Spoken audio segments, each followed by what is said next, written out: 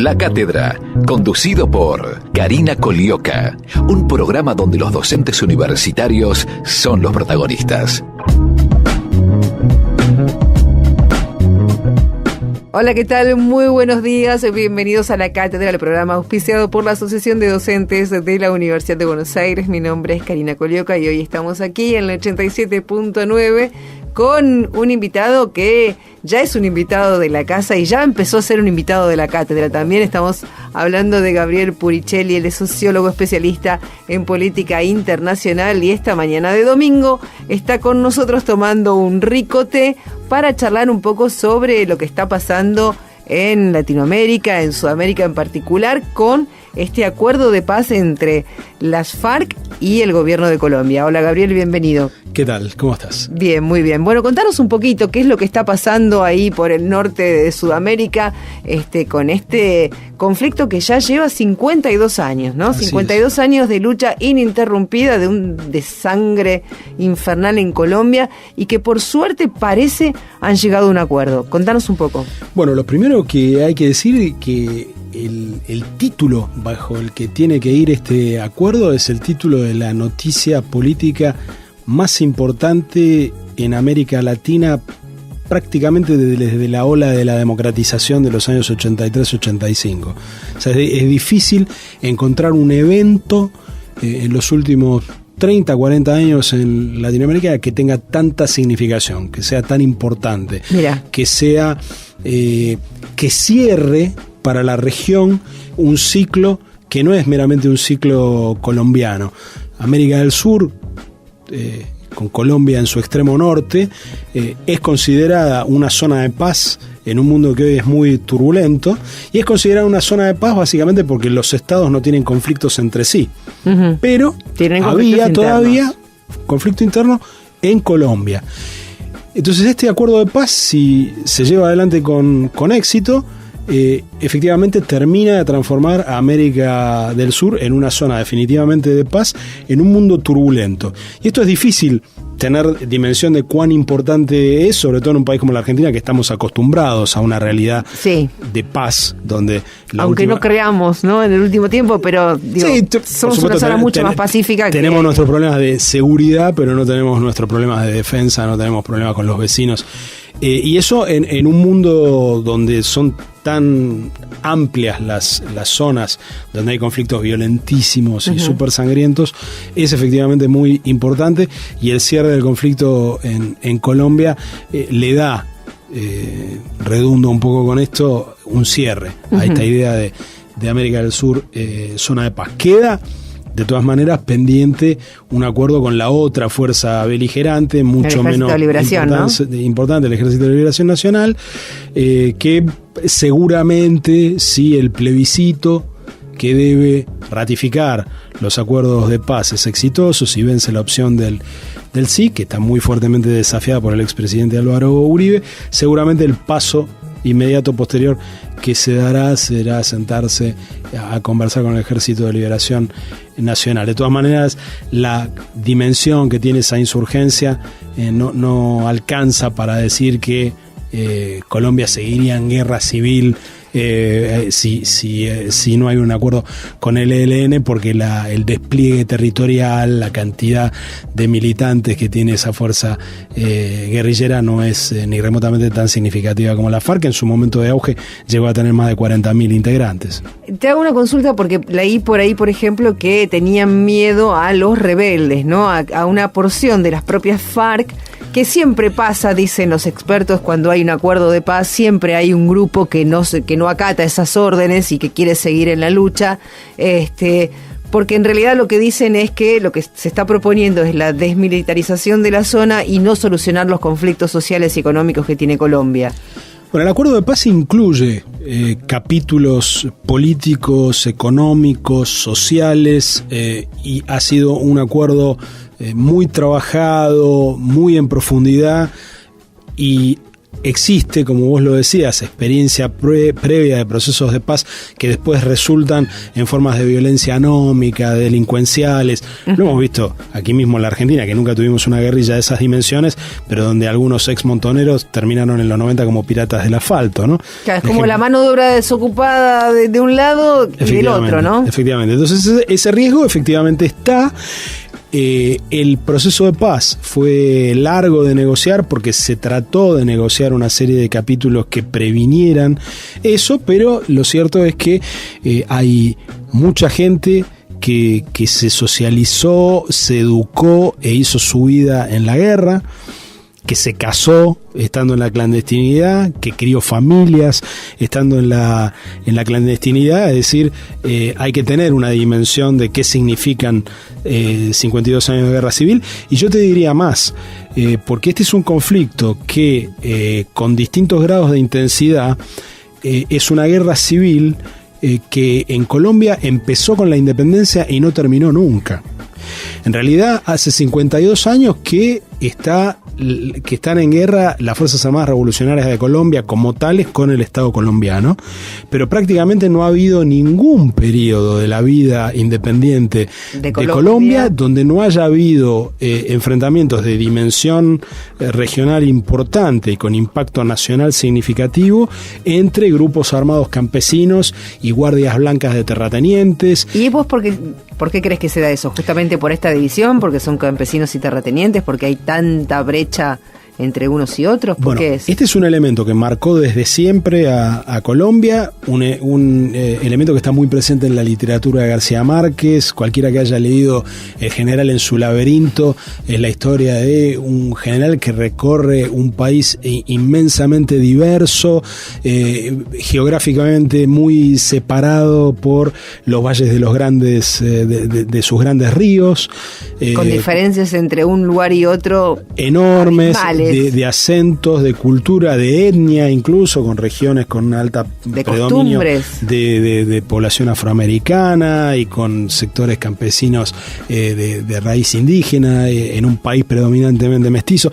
Es decir, es un conflicto que esa guerra civil que para la Argentina duró entre los años 20 y los años 60 del siglo pasado, en Colombia prácticamente no se detuvo.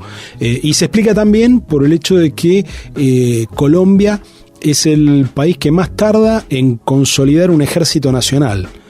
O sea, los ejércitos locales que en Argentina se empezaron a unificar crecientemente hacia fines de la década del 50 del siglo pasado y que finalmente dan como resultado un ejército propiamente nacional después de la reincorporación de Buenos Aires a la Confederación Argentina en 1860, en Colombia los ejércitos locales siguen resistiendo ponerse bajo el mando unificado de un general que pueda estar, o de un Estado Mayor que pueda estar en Bogotá. Sí. Y eso significó debilidad de las Fuerzas Armadas y inmediatamente debilidad del Estado, porque si hay algo que define a cualquier Estado es el monopolio del uso de la fuerza.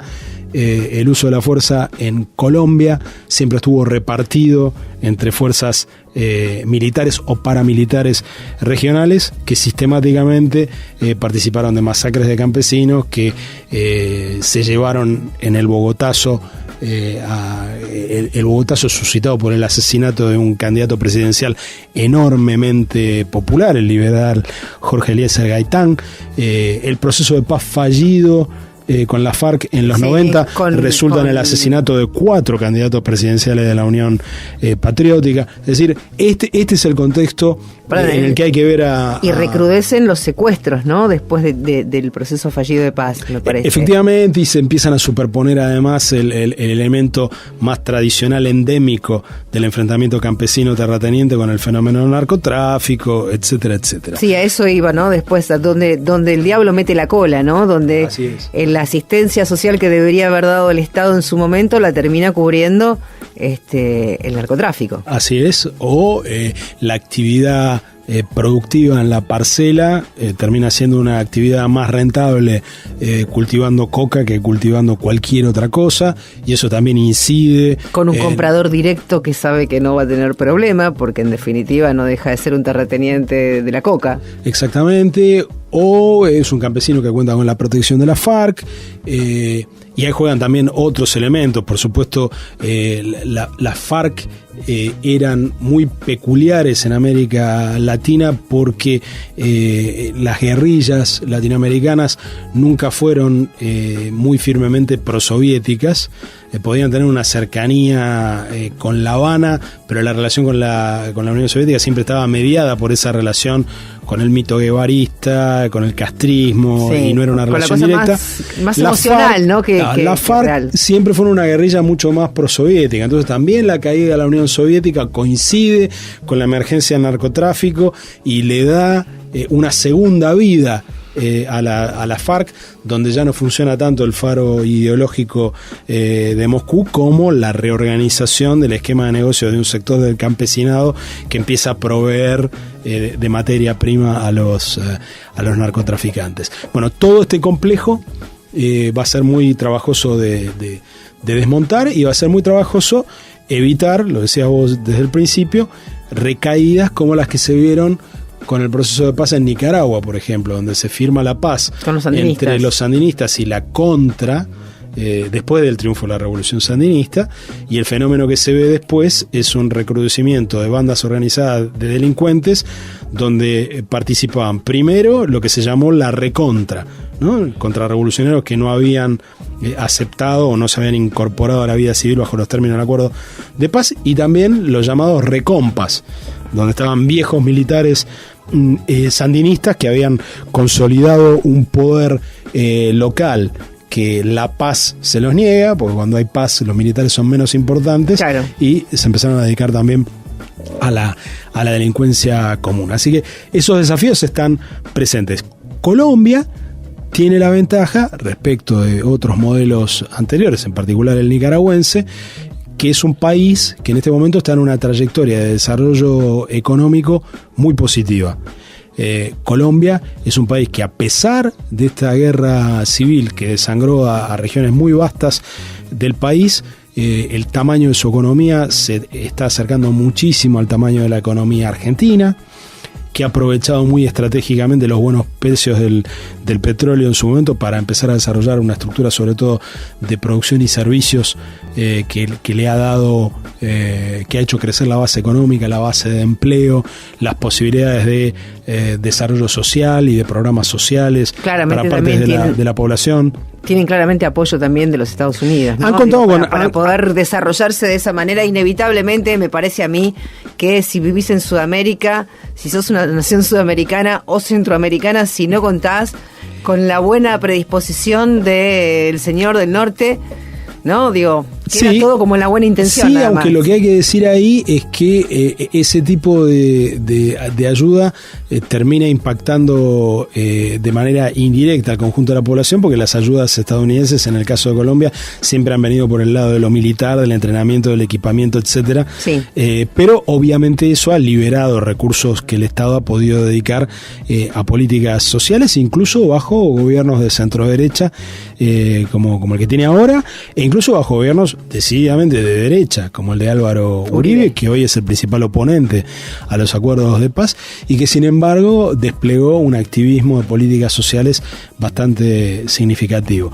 Entonces, ese contexto de trayectoria económica ascendente que tiene Colombia en este momento es un elemento con el que no pudo contar Nicaragua en el momento que se firmó la paz entre los sandinistas y los contras, y que tal vez ayude a minimizar estos riesgos de recaída, estos riesgos de persistencia en formas de violencia anómicas o delincuenciales de los sectores que se incorporen al proceso de paz, que se incorporen a la legalidad. Pero bueno, eso lo empezaremos a ver en los próximos meses. En cualquier caso, una noticia, como decía al principio, de envergadura absolutamente histórica, por la importancia del país, por la longevidad del conflicto, y por lo que significa en términos de poder blando en el mundo para la región, ¿no? De poder proyectarse en el mundo como zona de paz. Como zona positiva, ¿no? Una proyección positiva.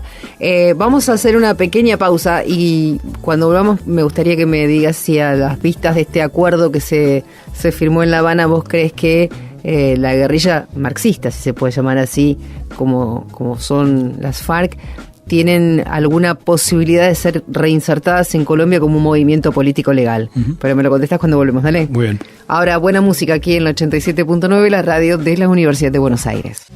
La Cátedra, un programa auspiciado por la Asociación de Docentes de la Universidad de Buenos Aires.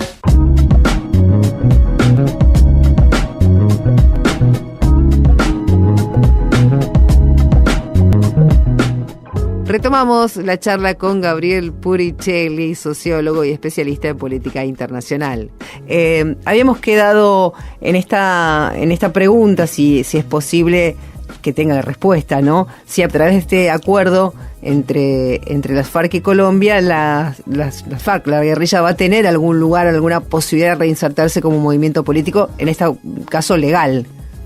Bueno, efectivamente ese es el nudo del acuerdo, ¿no? El acuerdo presupone la integración a la política legal de la FARC y es el gran desafío, porque lo dijimos al pasar antes, ya hubo un acuerdo fallido en los 90 que fue fallido, donde la FARC adoptaron la forma legal de partido político, se llamaron Unión Patriótica, un partido que todavía sigue existiendo de manera un poco vegetativa. Veremos ahora cuál es la forma legal exacta que adoptan la FARC. Las FARC han estado históricamente ligadas al Partido Comunista de Colombia, que tiene una existencia legal al margen de las FARC, pero veremos en los próximos meses cuál es la estructura legal definitiva que adoptan las FARC. Ahí también hay ejemplos previos donde no necesariamente la guerrilla se transformó en un único partido político. El proceso de paz exitoso anterior que tuvo Colombia fue la integración al proceso político del movimiento 19 de abril, que era la otra gran guerrilla colombiana, una guerrilla urbana, no campesina, una guerrilla más de clase media, más parecida a los montoneros, a los tupamaros o a otras guerrillas de América del Sur, que se integró al proceso político en el 91, un proceso político que implicó la reforma de la Constitución en el 92. El M19 adoptó inicialmente como sello legal la Alianza Democrática M19, integrando a algunos sectores de la sociedad civil. Tuvo una representación importante y mucha influencia en la nueva Constitución, la Constitución que hoy está vigente en Colombia. Pero ese fue un partido que no se mantuvo unificado luego de la constituyente mucho tiempo. Hoy los viejos cuadros del M19 están repartidos en distintos partidos legales. Ahora, de izquierda. A ver si te entendí bien. Hubo varias guerrillas, varios movimientos insurgentes. Así es. Algunos acordaron, algunos arreglaron sus diferencias. ¿No es que todos pelean por lo mismo? ¿No es que todos pelean por una mejor sociedad, por una economía mejor y más distributiva? ¿No pelean todos por lo mismo? En última instancia se podría decir que sí, y sobre todo en la época de la Guerra Fría tal vez se podía decir que todos luchaban por alguna forma de socialismo. Pero efectivamente el acuerdo de paz con el M19, que era una guerrilla de izquierda, pero de inspiración más nacionalista que propiamente marxista, o diría más de marxismo-leninismo soviético, probablemente eran marxistas pero no de inspiración ortodoxa y soviética. De alguna manera la caída de la Unión Soviética elimina ese elemento de unificación ideal que podían tener grupos que en el fondo eran bastante distintos. Punto 1. Punto 2, la realidad social de esas guerrillas era muy distinta. Yo dije que el M19 era una guerrilla urbana, una guerrilla de clase media, y que entronca más con la rebeldía juvenil de fines de los 60 que con la insurgencia campesina histórica que viene desde el principio de la historia colombiana, que es lo que son las FARC. Una cosa es el Mayo francés, ¿no? Y otra cosa es lo que viene sucediendo en América toda. Efectivamente, por decirlo con un trazo muy grueso, muy grueso, y me disculparán los especialistas en política colombiana por usar esta analogía que tal vez a alguno le suene forzada. Pero el M-19 efectivamente era una guerrilla que operaba en las ciudades, muchos de cuyos cuadros eran hijos de las élites políticas tradicionales. En eso también eran diferentes de la FARC, que siempre han sido reclutadas entre las clases subalternas. El M-19 más bien era una guerrilla donde los hijos rebeldes de la clase dominante tomaban el camino de las armas, y el momento de eclosión justamente son las elecciones del 19 de abril de 1970, donde los partidos tradicionales le hacen fraude a la Alianza Nacional Popular del general Rojas Pinilla.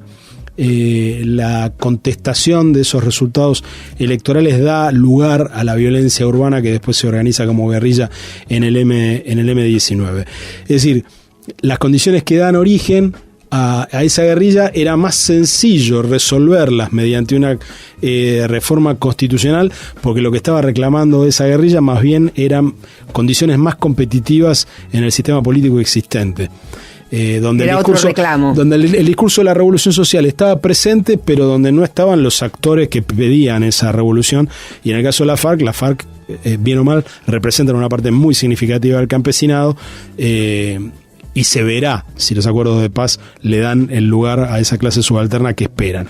En cambio, el acuerdo con el M-19, también, para decirlo con un trazo enormemente grueso, bastó incorporar a esos jóvenes militantes disidentes de las clases dirigentes al proceso político para terminar con esa violencia. De hecho, provienen del M-19 el que hasta hace meses nada más era el alcalde de Bogotá, un muy popular alcalde de Bogotá, Gustavo Petro, el senador Antonio Navarro Wolf, senador hoy por el Partido Verde, también proviene de allí. Es decir, hay figuras muy importantes de los últimos 30 años de la democracia colombiana, de la política colombiana que provienen, claro, del M-19. Al mismo tiempo que se tenía éxito en ese proceso de paz, fue un fracaso absoluto lo que sucedió con la Unión Patriótica, que fue la forma legal que tomaron la FARC en ese proceso de paz. En aquel momento la legalización de la FARC fue utilizada por grupos paramilitares para aprovechar que emergían a la superficie dirigentes que habían estado clandestinos para cazarlos uno por uno, en lo que prácticamente fue un genocidio, porque hubo más de 400 dirigentes de la Unión Patriótica que se transformaron, en el momento que dieron un paso hacia la luz, se transformaron en blanco del Estado y de grupos paraestatales. Con esta nueva inclusión, si podemos llamarlo así, de las FARC a la vida social de Colombia, hay un tema bastante particular que son los menores que han sido reclutados y los menores que han, como vos dijiste, han estado en la guerrilla desde que nacieron prácticamente. Hay un protocolo de salida, hay un protocolo de transición para estos chicos. ¿Qué se puede esperar? Porque son de alguna manera los que más han vivido en carne propia la guerrilla, ¿no?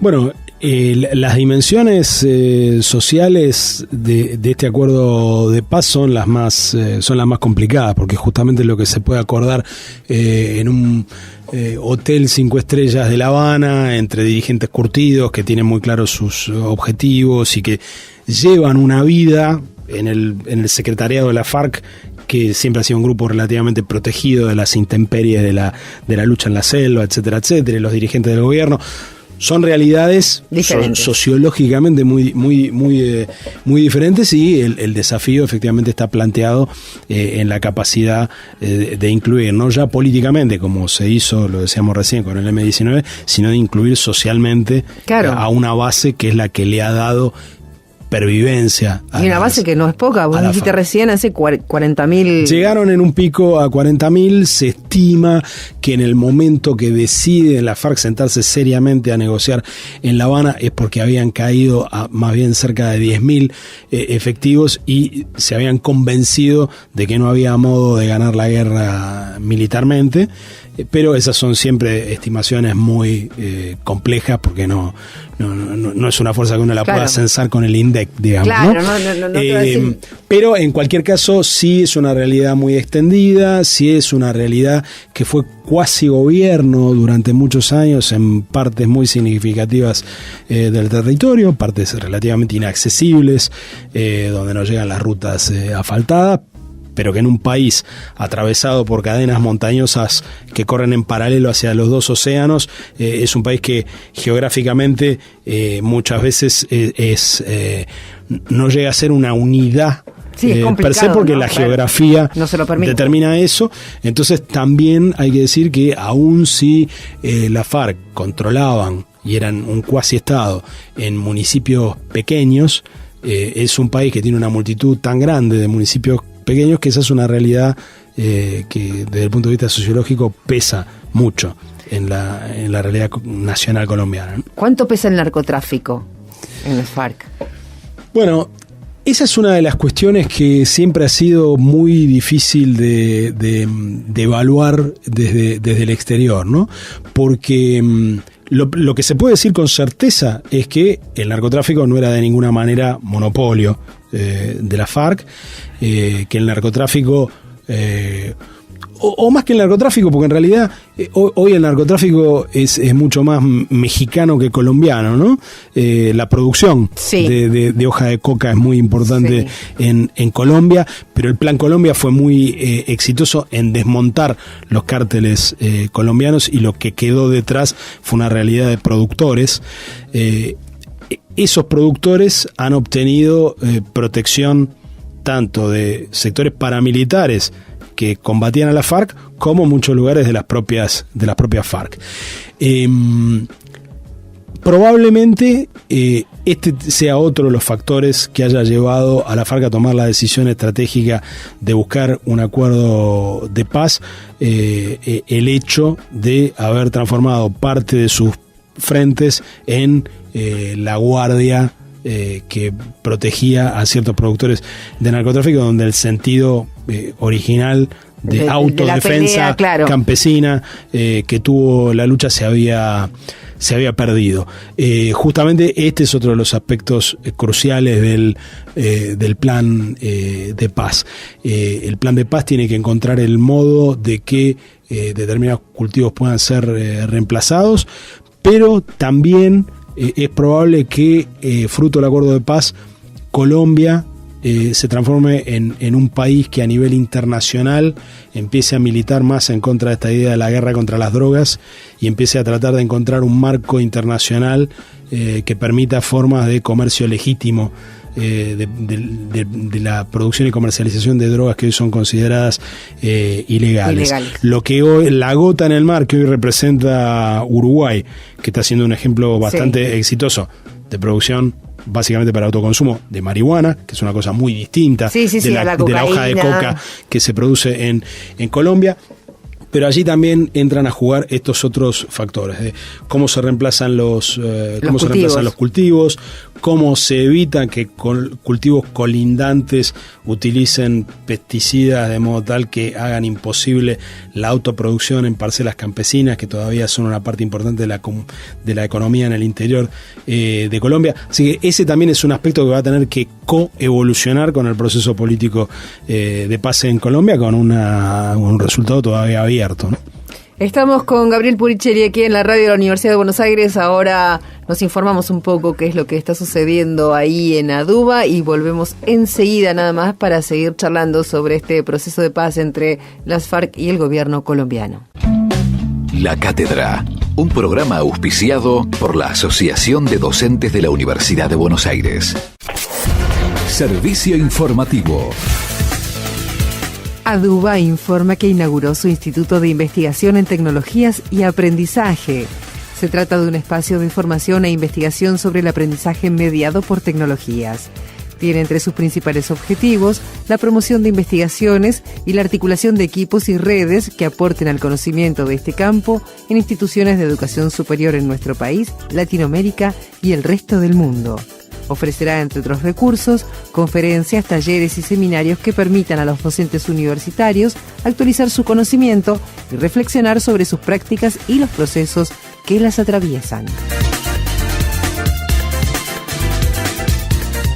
Entrega de guardapolvos y ambos en la Facultad de Odontología.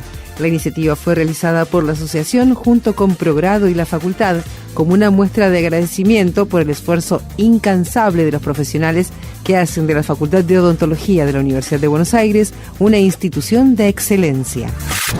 Servicio informativo. Radio UBA 87.9. La Cátedra. Un programa auspiciado por la Asociación de Docentes de la Universidad de Buenos Aires. Seguimos aquí en la Cátedra en la 87.9. Gabriela, estábamos hablando de este acuerdo de paz entre las FARC y el gobierno colombiano que se da en un lugar muy particular porque se lleva adelante durante casi 4 años, ¿no? Ese es el tiempo que hace que se están negociando en La Habana, en Cuba. Y acá entra Cuba como un actor bastante particular dentro de este conflicto, ¿no? Contanos un poco. Bueno, la verdad es que una de las lecturas posibles que tiene este acuerdo de paz en Colombia, que es el primer fruto concreto de una colaboración concreta entre los Estados Unidos y Cuba. Efectivamente el proceso de paz se lleva a cabo en La Habana, y cuenta desde el principio con la bendición de los Estados Unidos.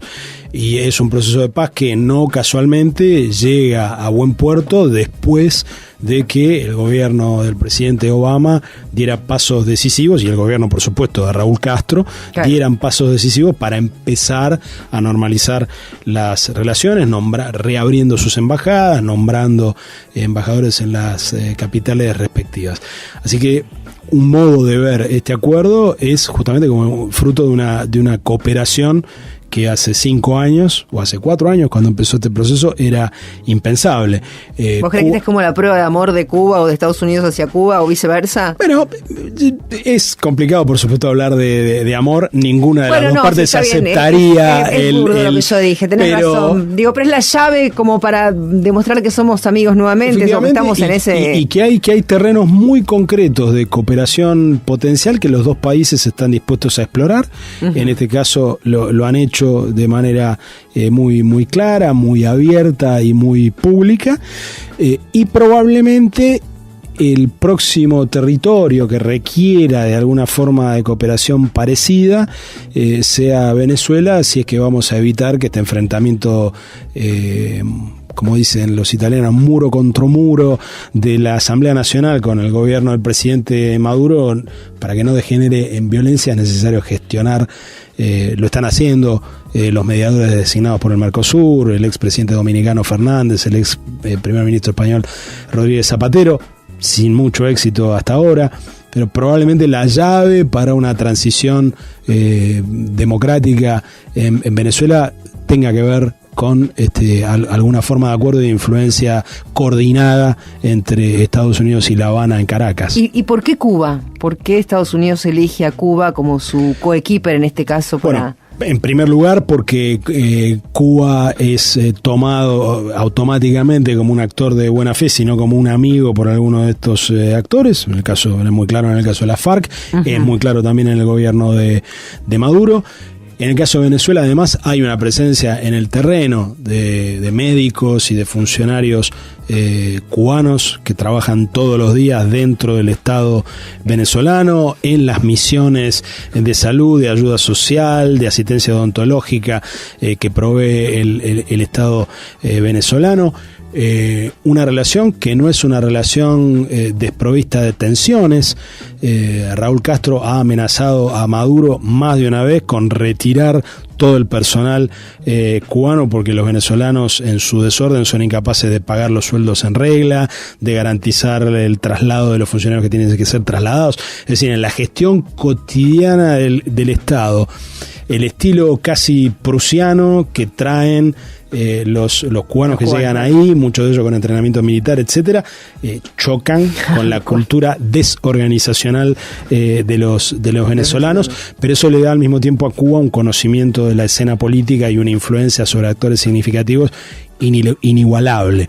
O sea, lo que conoce Cuba de las distintas internas del Partido Socialista Unido de Venezuela, de las Fuerzas Armadas Nacionales de Venezuela, no lo tiene, ni podría tenerlo de ninguna manera ningún otro país, y eso es un factor esencial a la hora de destrabar y desradicalizar este enfrentamiento entre el Parlamento y el Ejecutivo. Con lo cual nos estamos internando, por supuesto, en un terreno especulativo. Claro. Nada indica que esto tenga que ser así, pero el éxito de esta cooperación entre Washington y La Habana en el caso colombiano seguramente con que se pueda dar también en Venezuela. Efectivamente. Hay un punto ahí en conflicto, vos recién hablaste de los médicos y los odontólogos. Raúl Castro se quejó hace bastante poco de un trato preferencial por parte de los Estados Unidos justamente para profesionales de la salud, a los cuales recibe con los brazos abiertos, y vaya si nosotros conocemos y mucho de eso, ¿no?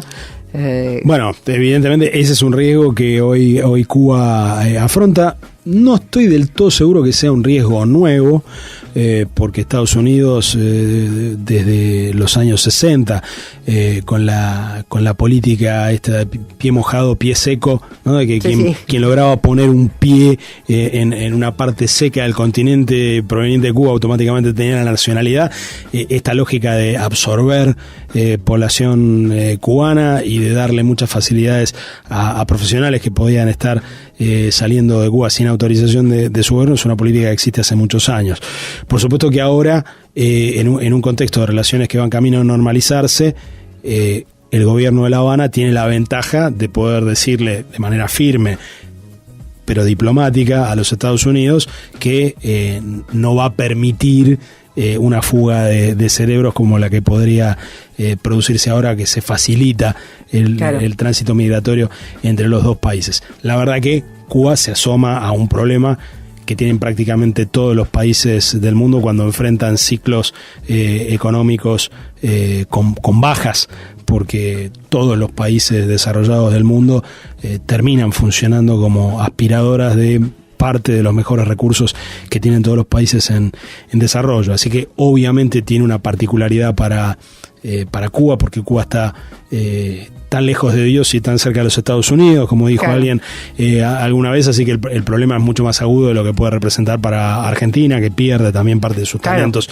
con la inmigración, o cualquier otro país del mundo. Pero me parece que justamente la normalización de las relaciones le va a dar una posibilidad al gobierno cubano de poner esto sobre la mesa de manera muy clara, y veremos si encuentran acuerdos que le permitan evitar un desangramiento, ¿no?